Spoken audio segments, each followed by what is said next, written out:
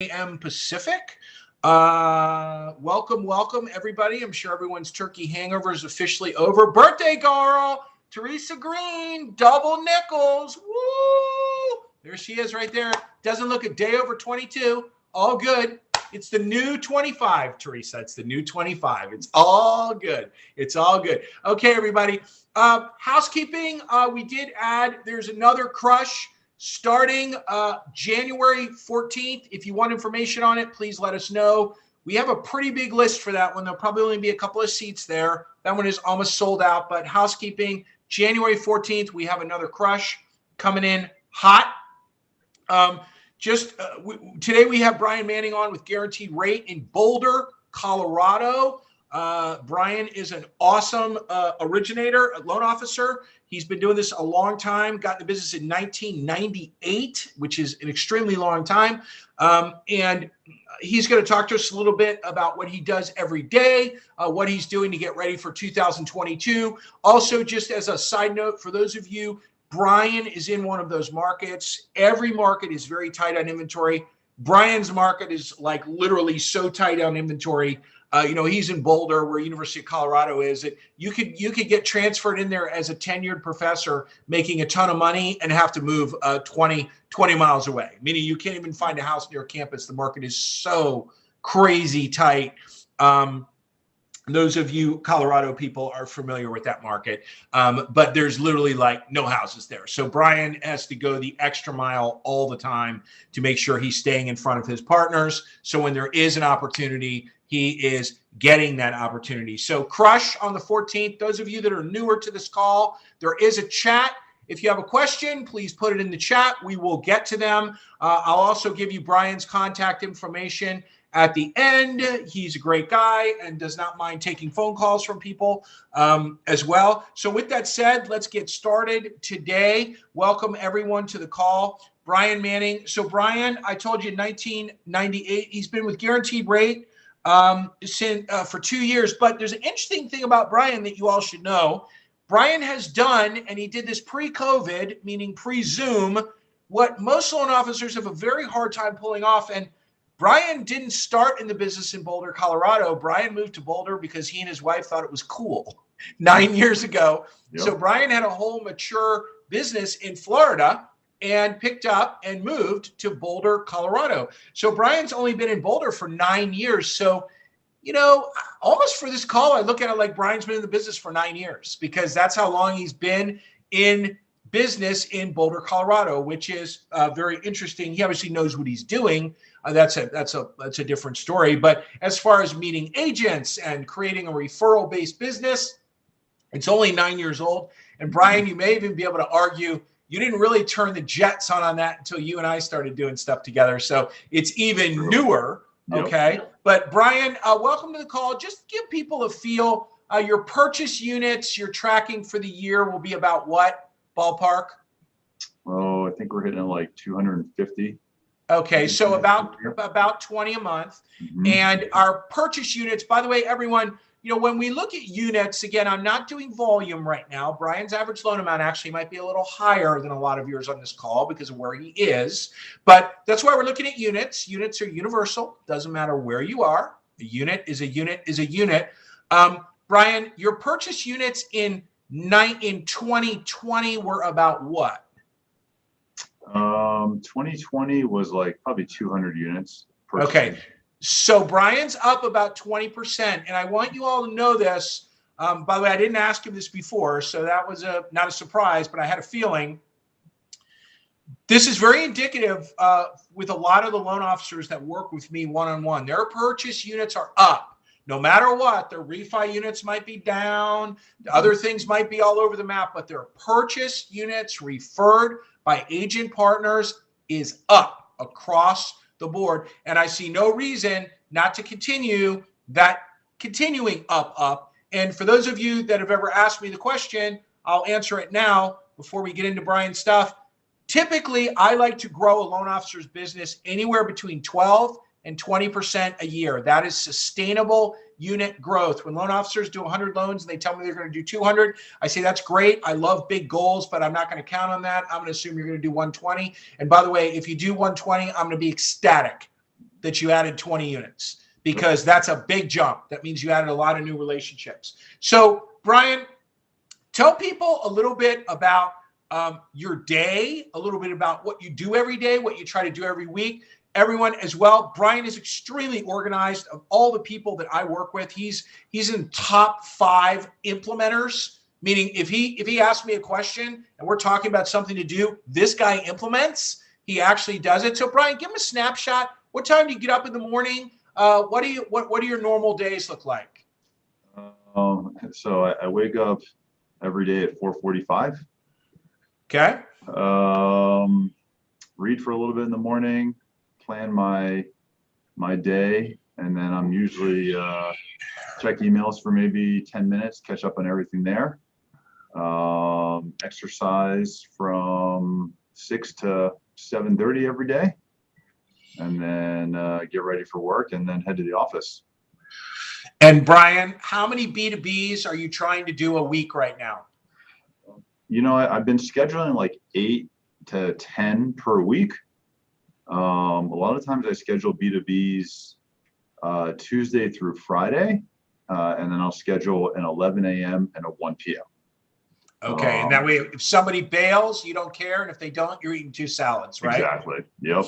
Okay, excellent. And everyone, you know, Brian, when did we meet each other? Because this is a good story. 18 months ago, maybe, or not even? Not even. Yeah, it was beginning of 2021. So yeah, really, end of last year, beginning of this year. Yeah. Okay. And Brian was referred to me by a mutual friend of ours at Guaranteed Rate. And Brian did a crush group like everyone else, but Brian was not really doing B2Bs the correct way at all. I mean, he might have been doing them a little bit, but just so you know, Brian was doing them full on hardened criminal. Sean Gaudreau, you know all about this. Sean's Guaranteed Rate in Boston. You know, hey, I'm Brian. Here's my card. Who do you know who I need to pre-qual? Like, bam, like literally punching people directly in the face at all times, and had to make a complete switch. And Brian, not to tell your secrets, but for the first 6 months, Brian was very twitchy about this. I mean, he would call me twitching, almost like wanting to go back to what he was doing because things weren't happening immediately, because relationships are a marathon, not a sprint.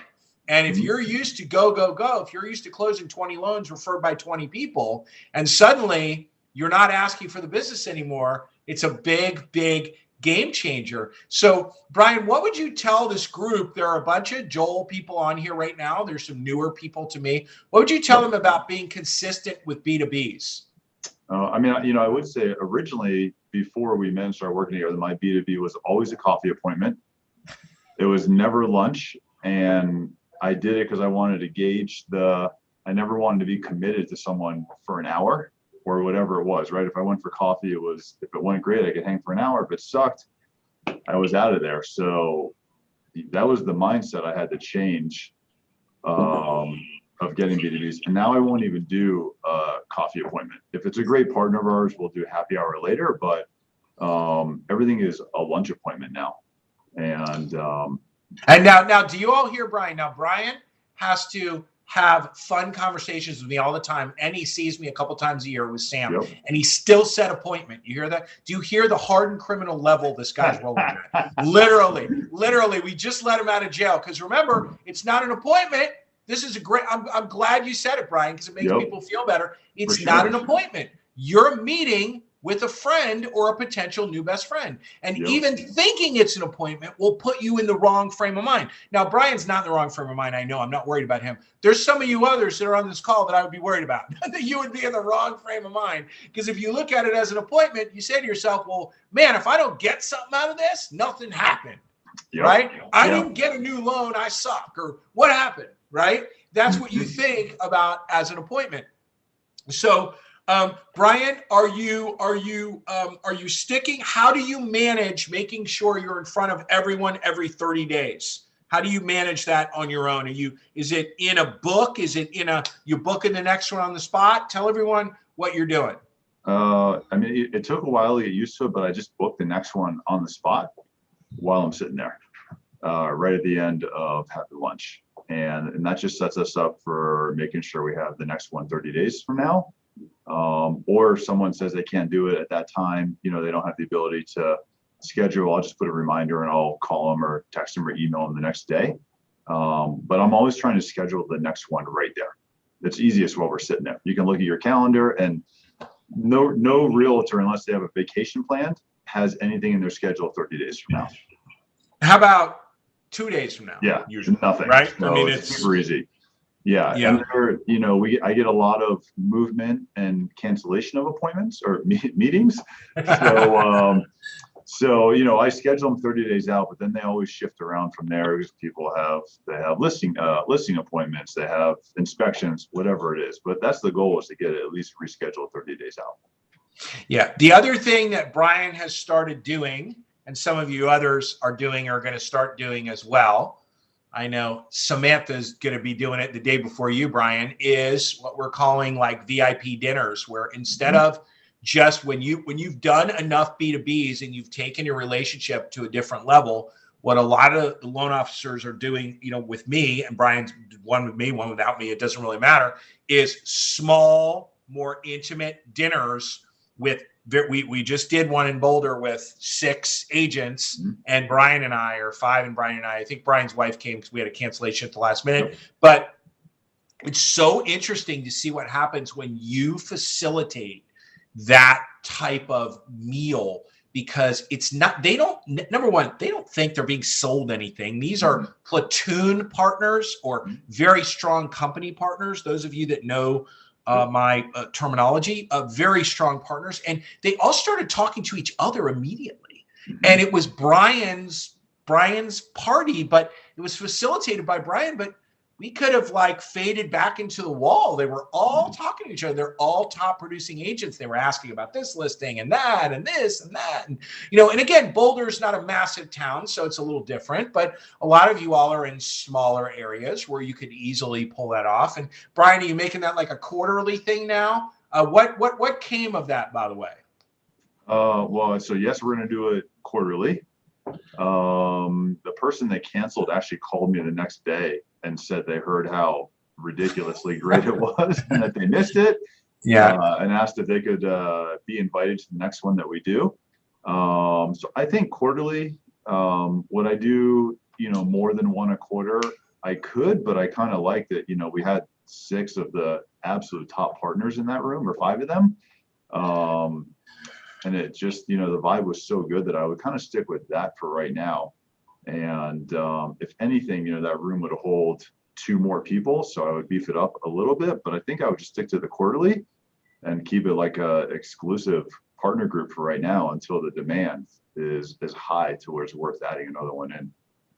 And also, Brian, tell them, a lot of you all that have known me for a while, when I talk about signature events, I talk with agents about this all the time, loan officers.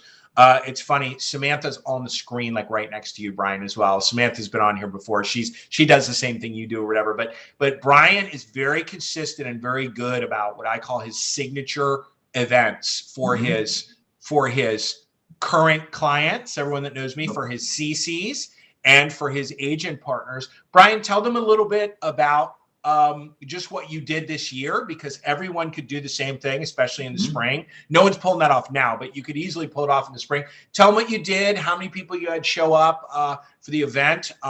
This was just a big Brian party, a huge billboard for Brian, everyone. Brian, tell everyone, because this is something everyone on this call could implement. Yeah, so every year we do an event. It's called Fall Fiesta. And typically we did it the 2nd Thursday in November. The reason why we did it then was because we always partnered with a nonprofit, and usually it was either Community Food Share or Conscious Alliance, someone that was, food related, since we were approaching into Thanksgiving. We started that event 8 years ago, and I rented out a small Mexican restaurant, and it was, we had the whole place to ourselves. It was, all you could eat tacos and margaritas, and I paid for the whole event, and you didn't have to donate to the nonprofit if you didn't want to. That was just kind of like a tag along that we did, and we ended up raising, I don't know, $5,000 or $6,000 the first year that we did it, and I think we had 80 people. And then we had that was 8 years ago, we've had to change it with COVID. So this year, we rented a pavilion in Boulder open space, and we moved it up because I was worried about weather. So we did it right at the beginning of October since it was an outdoor event.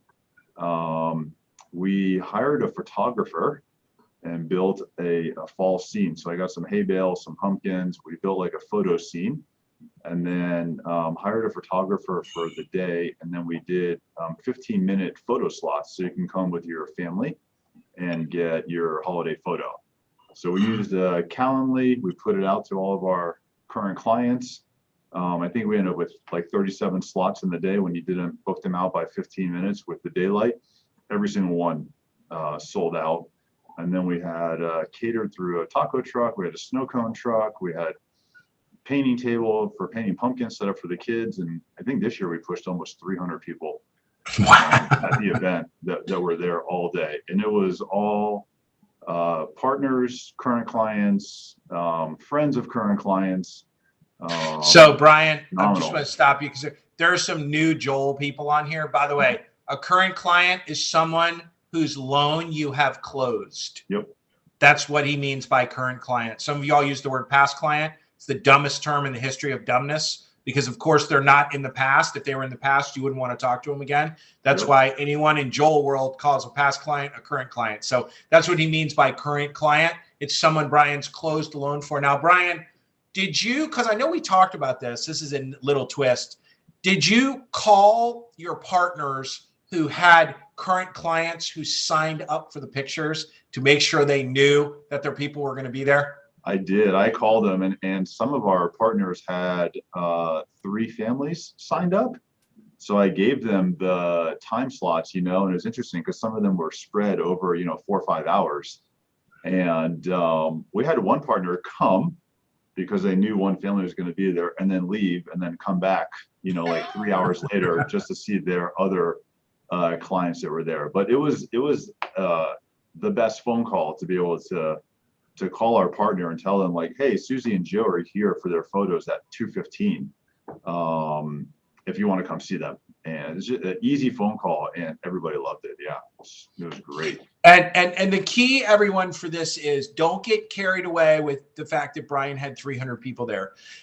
You can do this and have 20 people show up, and it's a victory.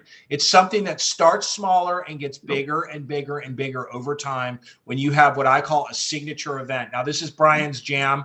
He calls it the Fall Fiesta. Obviously, there are tequila drinks and tacos and whatever. But when people start this, when you start this, don't get carried away on how many people show up. In fact, sometimes less is better because you can talk to more people. Then they all go talk to everyone else, and next year you normally double. The nonprofit piece, by the way, is huge. And what some people will do, Brian, I don't know if we talked about this, if you do this or whatever, but what some loan officers or real estate agents will do is they'll put it out there. They'll be like, hey, whatever you guys donate, I'm going to match, and I'll put a big picture of it. If you guys donate, $12,300, I'm going to write a check for $12,300. I'll match, meaning all the people that come to the thing. And then, Brian, do you have representatives of the charity there as well? Yeah, we do. Historically, they'll set up a booth. Just a table so they can talk to people. They take the donations. They get to share with them what their donation does, who they feed. It's a really great add-on for everybody to see that. Huge. Awesome. Okay. So Brian, 2022, what are you thinking about 2022? My thought is I think we're going to be in a robust purchase market for a minimum of another 3 years. I'm not scared about interest rates. Inventory is obviously an issue. It's going to continue to be an issue. What are your agents saying? What are you seeing right now? Pre-qual activity, BICs. Give me a little bit of what your thoughts are for next year. Things you're working on, things you're keeping an eye on. Yeah, partner feedback that we're getting is that everyone is super pumped for 2022. So I think, getting the excitement from our partners easily gets me excited. The challenge is I think we're going to see limited inventory through 2022 until I'm not sure when, but I think that's going to keep for a really strong housing market just from the lack of inventory and the demand that we have. BICs, I think we're pushing like 30 BICs right now, and between PPs and BICs, I think we're pushing like 50. But I can tell you in our last 30 days, we have an increase of new clients coming in and new pre-approvals and new BICs that we're doing that will really probably set us up for a strong market in January, February. And I'm hearing that across the board. And I want to tail on to what Brian just said.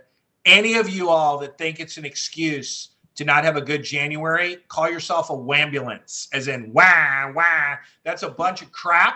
January doesn't have to look any different than June, unless you're in a market where you've got like 19 feet of snow or something like that.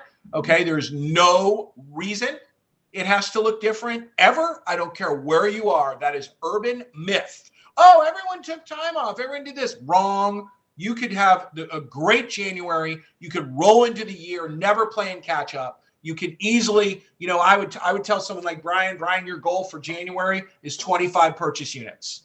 You know, a lot of you all would be like, what? Oh my God. No. Yeah. If you close 20 in December, close 25 in January. There's no reason not to. We know you're going to close 45 in June and 40 in May it doesn't matter, but there's no reason why you can't. The other thing Brian is doing, everyone, and this is important from an inventory standpoint, Brian is getting off his ass and poking around 15 miles north, south, east, west. He's going to hit a mountain, but he's poking around in markets that are not his natural market. You know, that might be a little bit of an exurb if you call Boulder his city. Okay, because we realize, hey, if there's no inventory, fine, we're going to go make inventory. We're going to go where the inventory is. So if you're not having those thoughts, if you're not thinking about that, if you're just sitting around waiting for a whole bunch of houses to come on the market, I don't know if you're necessarily going to see that no matter what market you're in. If you're just going to suddenly, you know, if it's going to go from 5 listings to 20 listings overnight. I think the market is tight. I think people are paying a lot of money for houses. Even rents are high. You know, if you want to try to rent a place, it's high. Everything is high right now. The best news is the interest rates are still low.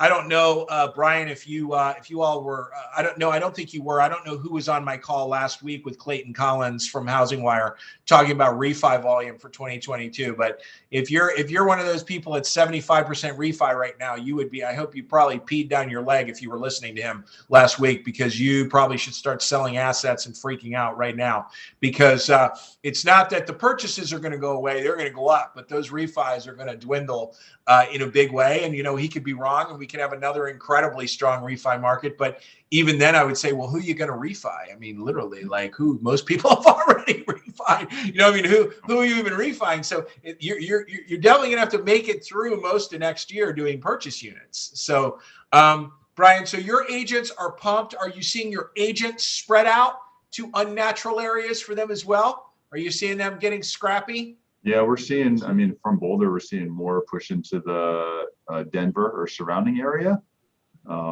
just to reach out of Boulder a little bit. So yeah, we're starting to see a little bit of a spread here. There's some that are lucky enough to just stick in Boulder, but most are not. Most need to spread out and get to other areas. Yeah. And so, Brian, is your January, what does it look like right now? Is it filling in nicely, or you got some work to do, or you're already filling in? It's already filling in, actually. Yeah. Good. So everyone, what Brian said, if you're doing the activities, if you're doing the things you're supposed to be doing, every single person I'm looking at people here I've spoken to just recently, Ed, Sean, Rick, these are just people with their cameras on, Samantha, all of you have all said the same thing Brian said. Very busy doing pre-qual, very busy right now with pre-qual demand, very busy. And that's all over the place, Brian. That's, you know, Boston and New Jersey and, you know, Southern Louisiana and all over the place, you know, so it's all It's not just one area of the country. It's not Boise, Idaho, or Nashville, or Tampa, Florida, or, you know, these areas that are just on fire. It's pretty much everywhere. And I think, you know, I called it the boo factor, as in boo, you're scared. When the rates popped up a little bit, I think I think it was a good thing. And a lot of people freaked out and said, okay, not necessarily, can you refi me? But I think they were like, okay, all right, this waiting around for the prices to drop might not be such a good idea. You know, that might end up being a loser. I might need to get on the train right now. Okay, Brian, what advice would you give people on this call that are closing 2 or 3 purchase loans a month right now and really want to start building their business into 2022? Because I think there's a huge opportunity for a lot of loan officers that are not great loan officers. Their operations staff is being let go right now because refis are going away. There's huge layoffs. They're starting to blow loans up left and right. There's lots of save deals for experienced loan officers. Lots of ways to meet new agents. Brian, give everyone a little bit of advice. You're closing 2 purchase units. You're maybe newer, or you've been focusing on refis. What are some things you'd be doing right away to roll into 2022 hard? I think the first thing is scheduling your B2Bs. I mean, even if you do 10 a week, you're doing 11 a.m. and 1 p.m. I think B2Bs are crucial. I think one of the game changers for us as well is I do our current client phone calls. And I call them once every 4 months. And I just despise doing those before until you and I changed the structure of the call and the follow-up. And those of you in a current crush group this is call 16. I see Kristen Ambos is writing stuff down right now. Kristen, this is call 16 in the group you're in. But Brian called me up. I have a very specific system for current clients. And Brian called me up, and it was a great phone call. And he's like, Joel, he was kind of pissed, actually. He was a little pissed. He's like, Joel, how am I supposed to have enough time to do all this? Like, somebody else has to do this. Yeah, he was pissed because he's closed a lot of loans. And I said, well, number one, you're still doing stuff you shouldn't be doing. That's number one.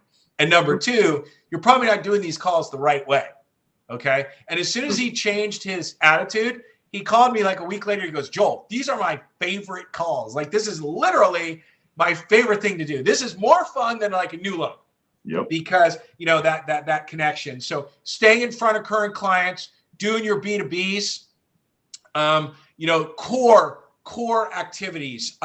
What about everyone? Brian's really good with social media, posting on social media. That is your own personal billboard. If you're not posting personal stuff all the time, you really need to be doing that. Brian's very good about that. If you want to look and see the kind of stuff he posts, it's Brian Manning on Facebook. Brian, real quick, before we let you go, what's the best way if people want to ask you a question? I bet you're going to have some questions about Fall Fiesta. What's the best way for people to find you? Yeah, and you can reach out to me anytime if you have any questions. How? What's the best way? My website's the best way to get all my contact info. It's brianmanningteam.com. But if you just Google Brian Manning Boulder Mortgage Lender, you'll find my contact spread everywhere. Okay. And, you know, Brian is a classic loan officer, very high purchase percentage, doing all of the right things. Great person to emulate and copy because you will succeed. It's not going to happen in 2 seconds because, again, relationships are a marathon, not a sprint. So everybody have an awesome week, and I will talk to you all next Monday. Brian Manning, thank you so much. I know you said some inspiring things for people today, and I appreciate your time. And everyone have an awesome week. Everyone crush it. See you all later. Bye, Brian. See ya.